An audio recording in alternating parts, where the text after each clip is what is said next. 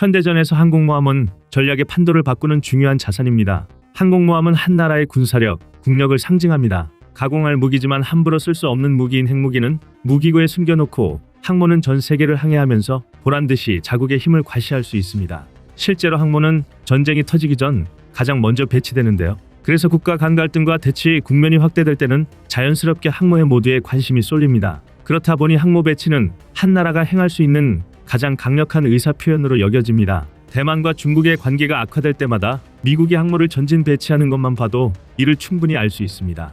하지만 이런 위상과 달리 항모는 개념이 상당히 특이한 무기 체계입니다. 항모는 바다에서 떠다니고 있지만 항모의 힘은 제공권, 즉 탑재한 함재기에서 나옵니다. 전쟁이 발발하는 지역, 바로 코앞 항모에서 이착륙하는 전폭기의 위력이란 속전속결의 대명사인데요. 오죽하면 일각에서는 항모를 바다에 떠있는 공군기지라고 표현할 정도입니다. 일례로 현재 미군의 항모 한 척에는 1000km나 날아가서 폭탄 세례를 퍼부을 수 있는 FA-18E 슈퍼호넷 전투기 44대를 비롯해 최강의 전자전기인 EA-18G 그라울러, E-2C 조기 경보기, MH-60S 해상작전 헬기, C-2A 수송기 등 총 100여 대의 고정익 및 회전익 항공기가 탑재됩니다. 즉 항모 한 척만으로도 웬만한 국가의 공군력보다 더 막강한 힘을 가진 건데요. 1920년 최초의 항공모함 랭글리가 탄생한 이래 현재 미국은 핵추진 항공모함 11척과 타국의 항공모함보다 큰 배수량과 크기를 자랑하는 강습 상륙함을 포함하면 무려 20척의 항공모함을 보유하고 있습니다. 미국이 세계 최강의 군사력을 보유하고 있다고 자랑하는 것이 결코 허세가 아닌 이유인데요. 그런데 바다에 떠다니는 해상기지 항모가 처음부터 완전 무결한 무기 체계였던 것은 아닙니다. 항모의 전투 체계가 틀이 잡힐 때까지 무수한 피와 땀이 흘렀습니다. 애초부터 항공모함은 오늘날과 같이 해군의 중심 역할을 상정하고 탄생한 것은 결코 아니었는데요. 과거 해군은 전함, 중순양함 등 중무장한 거함들이 해전의 주역이었습니다. 반면 항공모함은 구축함 등과 마찬가지로 정찰, 연락, 잠수함 탐지 등을 위한 초계 등을 담당하는 해군의 부차적인 임무를 수행하는 보조 전력이었을 뿐입니다. 항모는 제2차 세계대전의 태평양 전쟁을 거치면서 해전의 승패를 좌우하는 게임 체인저로 거듭나게 되었는데요. 항공 기술이 발전하면서 항모의 함재기가 더 멀리, 더 많이 공격할 수 있게 되었기 때문입니다. 그러니까 아이러니하게도 항모 자체에서 뿜어져 나오는 화력이 아니라 항모를 기지로 사용하는 항공기들에 의해서 해전의 승패가 좌우되기 시작한 것입니다. 단적인 예로 미드웨이 해전에서 함재기 파일럿들의 무수한 희생 뒤에 사라진 무기가 있습니다. 바로 뇌격기입니다. 뇌격기라면 지금은 생소한 이름의 항공기인데요. 뇌격기란 항공기에서 바다 위에 적 함정에 대항하여 어뢰를 떨어뜨려 공격하는 것을 주 임무로 하는 항공기입니다. 당시에는 항공기에 의한 함선 공격의 수단이 시행착오를 반복하는 단계에 있었는데요. 뇌격기는 이 무수한 시행착오를 끝장내 신무기로 각광받았습니다. 시속 수백 킬로미터로 비행하는 폭격기에서 제발 맞기만을 바라며 멍텅구리 폭탄을 투하하는 것에 비해 어뢰를 사용하자는 건 상당히 기발한 아이디어였는데요. 아무리 거대한 전함이라도 하부를 공격하면 침수에 의한 격침이나 전복을 기대할 수 있었기 때문입니다. 이뿐만이 아닙니다. 어뢰는 투하된 후 수심에서 일정한 깊이를 유지한 채 헤엄쳐가기 때문에 폭격에 의해서 투하되는 폭탄보다도 명중률이 높았습니다. 실제로 이러한 이유로 제2차 세계대전에서 미국이 참전하게 된 태평양 전쟁 당시에도 뇌격기를 항모의 핵심 전력으로 운용하고 있었는데요. 태평양 전쟁의 발발은 중국과 인도차이나 반도에 대한 일본의 무력 점령을 경고하고 철수할 것을 요구한 미국에 반발하여 일본이 먼저 군사적 도발을 감행함으로써 시작되었습니다.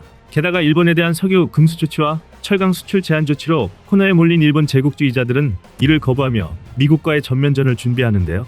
대담하게도 일본 해군은 항공모함 6척을 앞세워 전파 장비 사용도 중지한 채 교활하고 은밀하게 이동하여 9일 만에 하와이 공격하는 거리에 성공적으로 접근했습니다. 그리고 제2차 세계대전 일본을 패배로 이끈 멍청한 선택을 내립니다. 바로 진주만 폭격입니다. 1941년 12월 7일 일요일 일본은 항공모함 6척, 전함 2척, 전투함 15척, 항공기 350여 대로 진주만 공격을 개시합니다. 일본의 선전포고 없는 이 무자비한 기습 공격으로 미군 측 전사자 약 2,500명, 전함 8척, 순양함 8척, 구축함 30척, 항공기 390대가 손실되었습니다. 그리고 무엇보다 민간인 103명이 폭격에 휘말리는 사상 초유의 사태가 벌어졌습니다. 이 말도 안 되는 폭거에 분노한 미국은 제2차 세계대전의 본격적인 참전을 선언합니다.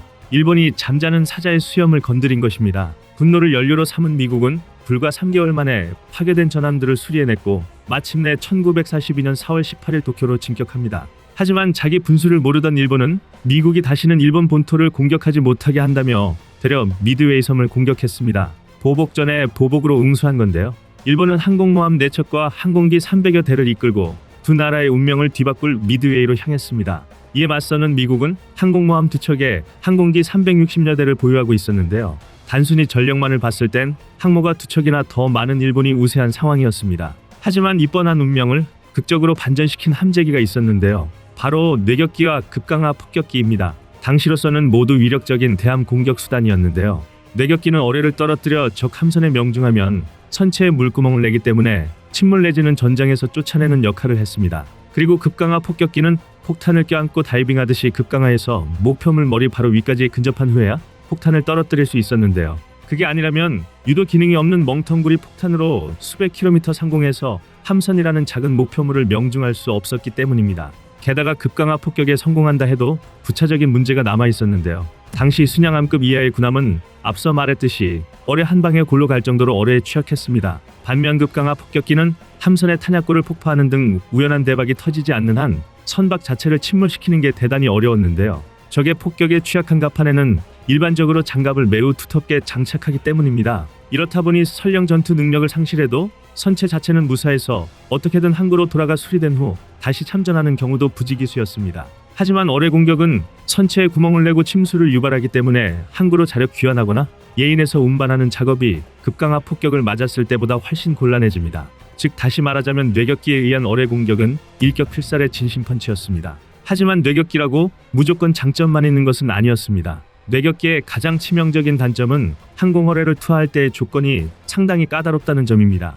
일단 수면 가까이 비행해야 했으며 투하 시 비행 속도까지 제한이 있었습니다. 이런 점을 무시하고 어뢰를 마구 투하하면 수면과 격돌하면서 터져버리거나 충격으로 자이로스코프 등 어뢰의 항주를 담당하는 장치가 고장이 나는데요. 그래서 어뢰가 그냥 바닷속으로 가라앉거나 제멋대로 움직이면서 목표에 명중하지 않게 됩니다. 설상가상으로 이러한 뇌격기의 공격 조건은 공교롭게도 함선에서 발사하는 대공포가 요격하기에 아주 완벽한 조건에 노출되는데요. 게다가 어뢰 투하 중에 회피 기동을 하면 어뢰가 엉뚱한 방향으로 가버리기 때문에 적 함선과 일직선으로 만나는 코스를 유지해야 했습니다. 세상 어느 대공포 사수도 수직 이동도 아닌 수평 이동을 하는 목표물을 놓칠 리가 없는데요. 거기다 일본 제국 또한 항공모함을 운영하기는 마찬가지라 뇌격기는 일본 요격기 입장에서 식은 죽 먹기나 마찬가지였습니다. 실제로 당시 뇌격기의 생존율은 최악이었는데요. 심지어 작전에 따라서는 생존율이 가미카제와 맞먹는 경우도 있었습니다. 예를 들어 미드웨이 해전에서 출격했던 미국 제8 뇌격기 대대는 15대 중 15대 전부 격추당했습니다. 제6 뇌격기 대대는 14대 중 9대가 격추됐으며 귀환 중 한 대가 도중 엔진이 멈추면서 해상에 불시착하고 귀환한 한 대는 손상이 심해 폐기하고 세대만이 잔존했습니다. 이뿐만이 아닙니다. 제3 뇌격기 대대는 12대 중 10대가 격추되고 살아남은 2대는 돌아가다 연료 부족으로 해상에 불시착했습니다. 이러니 뇌격기 탑승자들의 사망률도 당연히 높을 수밖에 없었습니다. 15기 전부 격추당한 제8 뇌격기 대대는 탑승자 29명이 전사하고 생존자는 오직 1명뿐이었다는 사실이 얼마나 뇌격기 탑승자의 사망률이 높았는지 방증합니다. 결국 미드웨이 해전에서의 뇌격기 편대 운용은 이처럼 처절한 실패로 끝을 맺었습니다. 뇌격기가 지니고 있는 치명적 단점들 때문에 적 함선에 물구멍을 내기보다는 근접할 때마다 적의 함프 사격이나 적 항모의 요격기들에 의해서 추풍낙엽처럼 떨어져 간 것입니다. 하지만 그렇다고 해서 미드웨이 해전에서 뇌격기가 아무런 역할도 하지 못한 것은 아닙니다. 뇌격기가 어뢰를 투사하기 위해 저공비행하며 일본군 함대의 대공포와 요격기에 집중 공격당할 때 하늘에는 급강하 폭격기가 떠 있었습니다. 뇌격기가 주의를 끌면서 급강하라는 최적의 조건이 갖춰진 건데요. 이 덕에 급강하 폭격기들은 일본 함대에 부딪힐 만큼 아슬아슬할 때까지 강하다가 정확히 원하는 목표 지점에 멍텅구리 폭탄을 떨어뜨릴 수 있었습니다.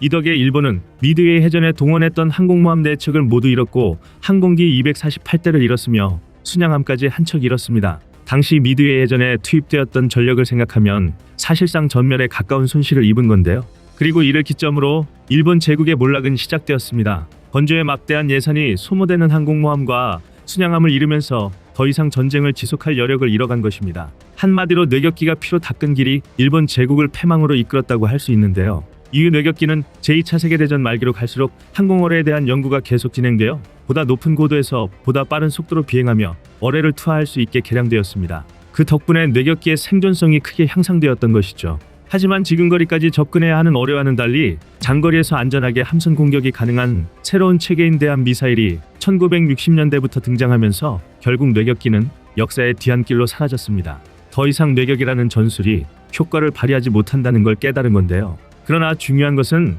대공포가 빗발치는 상황에도 임무를 포기하지 않은 뇌격기 파일럿의 의지는 사라지지 않았다는 것일 겁니다. 이상 꺼리튜브의 두 번째 미션이었습니다.